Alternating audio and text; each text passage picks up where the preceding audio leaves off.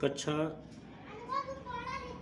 6 से लेकर 12 तक के प्रिय विद्यार्थियों, डायरेक्ट इनडायरेक्ट के अंतर्गत इंग्लिश ग्रामर में आपके लिए इम्परेटिव सेंटेंस जिनमें कमांड और रिक्वेस्ट दिए रहते हैं, ऐसे वाक्य आज आपके सामने उपस्थित हैं। इम्परेटिव सेंटेंस में कमांड, रिक्वेस्ट, एडवाइस और कमांड्स विद लेट 4 तरह के वाक्य यहाँ दिए गए हैं। वे आज्ञाएं जिनमें लेट का प्रयोग हो उन्हें हम कमांड्स विद लेट कहते हैं, और नॉर्मली जो है आज्ञा दी जा रही हो तो उन्हें कमांड्स। इम्परेटिव सेंटेंस यदि अफर्मेटिव है तो वर्ब की फर्स्ट फॉर्म तथा यदि निगेटिव है तो डू नॉट से आरंभ होता है। इन वाक्यों में सब्जेक्ट यू नहीं लिखा जाता है बल्कि ये छिपा रहता है। इम्परेटिव सेंटेंस के अंतर्गत अफर्मेटिव और निगेटिव 2 तरह के वाक्य आते हैं।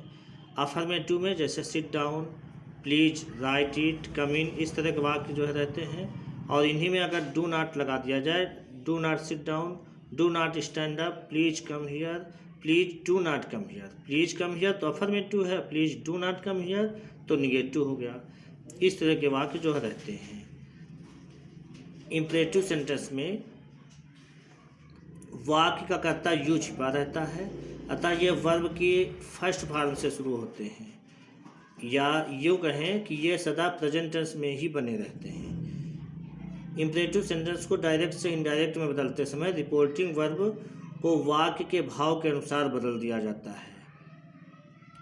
रिपोर्टिंग वर्ब के बाद डायरेक्ट कनेक्टिव नहीं लगाते हैं। इनडायरेक्ट बनाते समय वर्ब की फर्स्ट फॉर्म से पहले टू लगा दिया जाता है। टू के बाद वर्ब की केवल फर्स्ट फॉर्म ही प्रयोग की जाती है। वर्ब को इन्फिनिटिव बनाया जाता है।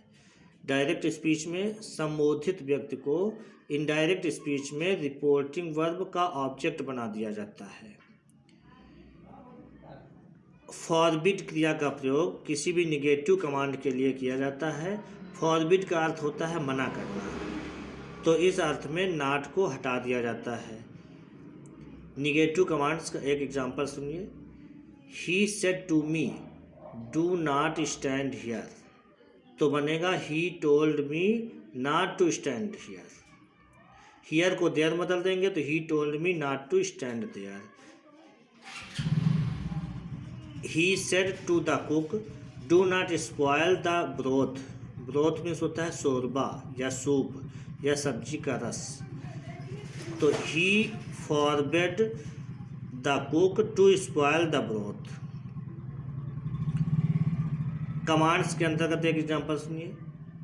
The teacher said boys open your books now, तो the teacher asked the boys to open their books then. Now को देन में बदल दिया जाता है, और इन्वर्टेड कामा के अंदर बॉयज को कमांड किया जा रहा है तो बॉयज जो है रिपोर्टिंग ऑब्जेक्ट बन जाएगा, और टू से वाक्य को जोड़ दिया जाएगा। योर बुक्स को दियर बुक्स में परिवर्तित कर देंगे। तो इस प्रकार ध्यान दीजिए, यदि इम्परेटिव सेंटेंस में कमांड्स दिया जा रहा हो, मतलब ऑर्डर दिया जा रहा हो, तो रिपोर्टिंग वर्ब को ऑर्डर्ड में बदल दिया जाता है। यदि जो है रिक्वेस्ट की जा रही हो तो रिपोर्टिंग वर्ब को रिक्वेस्टेड में बदल दिया जाता है। एडवाइस दी जा रही हो तो एडवाइस्ड में बदल दिया जाता है, और इन्वर्टेड कामा के अंदर वर्ब से वाक्य शुरू है तो उसे ले टू से जो है जोड़ दिया जाता है। टू से वाक्य को जो है जोड़ दिया जाता है। जैसे call the first witness, comma inverted comma बंद, सेड द जज, तो द जज सेड, अब सेड को कमांडेड में कमांड किया जा रहा, जज ने कहा पहले गवाह को बुलाओ, तो द जज commanded them to call the first witness. इस तरह से वाक्य जो है बनेंगे। तो यहाँ पर तुम्हें इम्परेटिव सेंटेंस का ये चार्ट जो दिया गया है अफर्मेटिव और निगेटिव से संबंधित, इसे ध्यान से समझिए और अभ्यास कीजिए। Thank you for watching this.